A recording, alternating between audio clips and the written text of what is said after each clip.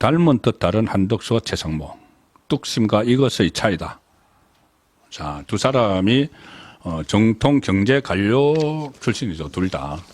그런데 좀 다른 점이 있습니다. 일단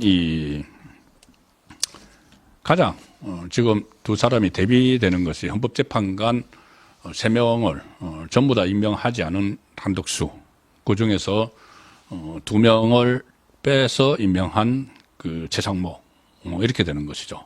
어떤 차이가 있을까? 일단 한덕수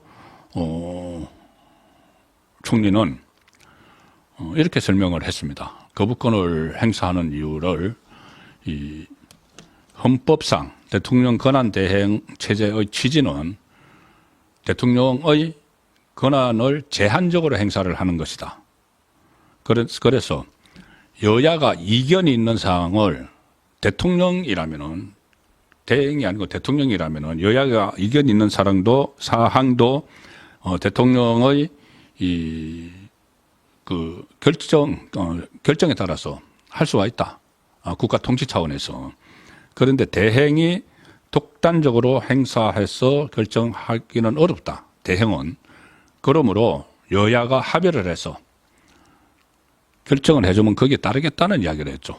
지금 이재명의 민주당은 한덕수 대행이 헌법재판관 임명을 거부를 해서 탄핵을 했다고 하지만 정확히 이야기하면은 유보를 한 겁니다.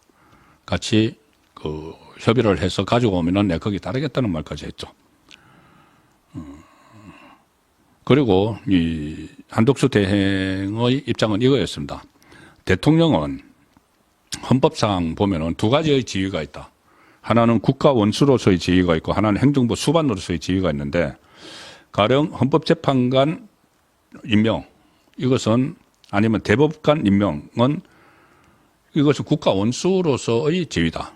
행정부 수반인데 이 사법부 사람들을 임명을 하는 것은 행정부 수반으로서가 아니고 국가 원수로서의 역할을 하는 거죠. 그런데 한덕수의 생각은 대통령 권한 대행은 국가 원수로서의 역할까지 하면 안 된다. 행정부 수반의 역할만 해야 된다. 본인이 국무총리이고 하니까. 그러므로 행정부 수반은 입법부가 제출한 법안 거부권은 있다. 그래서 거부권을 행사했죠. 그리고 행정부를 구성하는 장관 임명권도 있다. 이것은 대행이 가능하다. 자, 이런 어떻게 보면 확고한 이 철학이 있었던 거죠. 대행의 역할에 대해서 확고한 철학과 이 신념 같은 것이 한덕수에게는 있었다. 그리고 여러 가지 이 헌법재판관 임명에 대해서도 여러 가지 논리를 계속 제시를 했습니다. 일일이 설명을 안 드리더라도 그동안 다 보도가 됐던 내용들도 많은데, 자, 근데 최상목 권한 대행, 지금 권한 대행은 어떤 그런 것을 이제 판단을 하기보다는 본인이 경제부총리로 제일 처음부터 비상계엄을 할 때도 이 경제에 악영향을 미칠 수 있다. 그래서 반대를 했다는 이야기를 계속 하고 있죠. 이 모든 것을 경제 상황에 이제 본인이 맞추는 겁니다. 맞춰서 불확실성을 제거를 해야 된다는 이야기를 어제도 국무회의 모두 발언에서 했죠. 본인이 생각하는 불확실성이란 것은 지금 헌법재판소가 6인 체제니까 그것을 지금 가처분에 의해서 6인 체제가 지금 운영이 되고 있는 거죠. 이준석 방통위원장의 가처분에 의해서. 그것보다는 이 불확실성을, 그래서 나중에 논란이 있을 수가 있으니까는 그것을 좀 없애야 된다. 그리고 경제에, 본인이 계속 경제 이야기를 하는 겁니다. 경제에 타격을 줄 수가 있다 해서 이제 중간적인 선택을 한 건데, 그게 독단적으로 본인이 결정을 한 것이죠. 했기 때문에 거기에 대해서 두 사람의 차이가 있다는 말씀인데, 보다 더 지금 정가에서는 그 차이보다는 또 하나 두 사람 사이의 이 차이점을 이야기하는 게 있습니다. 그것을 제가 좀 소개를 드려야 될 것 같아서 소개를 드리는데, 뭐냐면은 윤석열 대통령에 대한 의리, 이런 겁니다. 인간적으로서의 의리 같은 것도 있지만은 어떤 정치적 신뢰, 이런 거죠. 정치 신뢰 같은 거.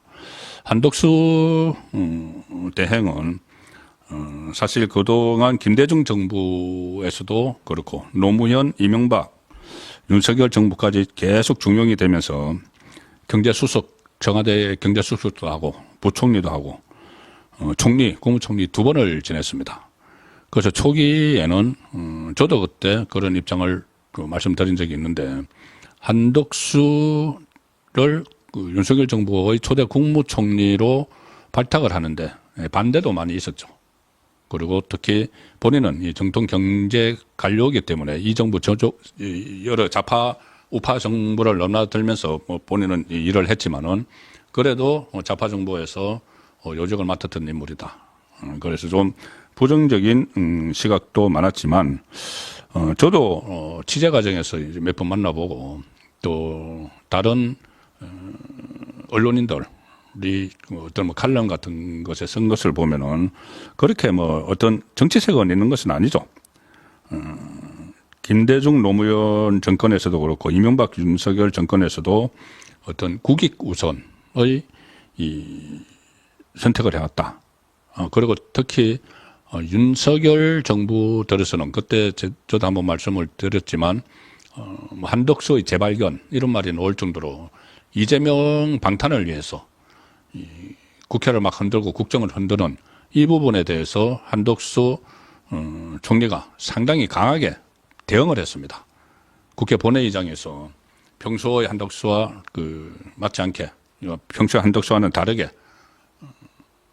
고성을 지르면서 같이 싸우기도 하고 따박따박 반박하기도 하고 문재인 정부 때 잘못된 그런 국가 부채나 이런 것을 윤석열 정부가 끌어안고 가는 바람에 어려워졌다 이렇게 또 이야기를 하고 그래서 좀 투사형으로 바뀌었다 이렇게 그러니까 그런 것들이 이 윤석열 정부 본인을 국무총리로 발탁을 해준 윤석열 정부를 위해서 헌신을 하는 그런 모습이었다는 겁니다.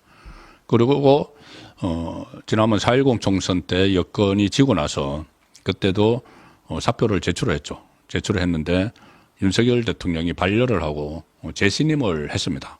재신임을 해서 지금 최장수 국무총리에 근접하는 그런 역할을 해왔죠. 자, 그래서 윤석열 대통령에 대한 탄핵이 일종의 부당하다는 생각을 했을 수가 있습니다. 제가 속은 모르기 때문에 그런데 어쨌든 이 헌법재판관을 지금 추가로 3명을 임명을 하는 것은 좀 이것도 위헌성이 있고 또 결과적으로 보면은 윤석열 대통령의 심리에 불리하게 작용을 할 수 있는 것이죠. 심리에. 그리고 거기다 위헌성까지 있으니까 임명을 하지 않겠다. 이렇게 선을 딱 그은 것이고 이제 그것 때문에 탄핵이 됐죠. 탄핵이 됐는데 최상목 그래서 이제 비교되는 게 최상목 지금 부총리입니다. 일부 언론에서는 이렇게 표현을 합니다. 윤석열 대통령이 가장 아낀 관료다. 최상목. 자, 이게 헌법재판관에 임명하느냐 안 하느냐 이 상황이 나왔을 때 언론의 제목 중에서 나와 있었습니다. 윤석열 대통령이 가장 아낀 관료 최상목의 딜레마. 왜 그러냐면은 일단 최상목 부총리는 서울대 법대 이 대학과 후배가 됩니다. 경제관료지만 법대를 나왔는데 최상목 대행은 잘 나가는 경제관료죠. 재정경제부, 금융정책과장, 기재부 경제정책국장, 기재부 차관, 이 엘리트 경제관료인데 문재인 정부 때 물어먹었습니다. 속도 말로 물어먹었습니다. 왜 그러냐 하면은 이 박근혜 정부 청와대 경제금융비서관이었죠. 그 탄핵 사태가 일어났을 때 청와대 경제금융비서관 시절에 최순실 그 사건에 연루됐다 의혹을 받아서 검찰의 참고인으로 조사를 받기도 했습니다. 그런데 당시 서울중앙지검장으로 검찰 특별수사본부를 이끌었던 인물이 바로 윤석열 대통령이었습니다. 어떻게 보면 악연으로 만났죠. 그래서 어쨌든 그 다음에 최상목은 문재인 정부 들어서 미운털에 박힌 거죠. 뭐 그때 뭐 적폐청산하고 무조건만 몰아붙였지 않습니까? 이 박근혜 정부가 이랬던 사람, 이명박 정부가 이랬던 사람은 무조건 적폐 이 몰아붙이는 그때 야인에 가까운 생활을 하다가 최상목이 윤석열 대통령이 당선된 후에 대통령직 인수위원회 경제 1분과 간사로 발탁이 됩니다. 야인 생활을 하다가. 그래서 그때 나왔던 이야기가 윤석열 대통령이 서울중앙지검장으로서 수사를 했는데 그때 최상목을 눈여겨봤다. 그러니까 이제 같이 수사를 했던 검사들이 윤석열 대통령 눈여겨봤다가 윤석열 대통령에게 추천을 했다. 이 역량이 있는 경제관료다. 이렇게 그런 이야기까지 놔둡니다. 그 다음에 최상목 권한대행이 윤석열 정부 초대 대통령실 경제수석을 맡았죠. 그리고 작년 12월에 경제부총리 임명이 됐습니다. 그래서 각별한 관계가 있는데 그러니까 한덕수 대행도 전 대행도 각별한 관계가 있고 최상목 대행도 윤석열 대통령과 각별한 관계가 있죠. 그런데 결과적으로는 물론 이것이 뭐 인간적인 신의를 배반했다 이런 말씀을 드리는 것은 아니고 이제 두 사람의 차이가 있다는 것을 이야기할 때 윤석열 대통령과의 두 사람의 관계가 있는데 결과적으로는 이 최상목 경제부총리가 좀 불리한 결정을 내렸다. 윤석열 대통령에게 그런 말이 지금 나오고 있는 상황을 설명을 드렸습니다.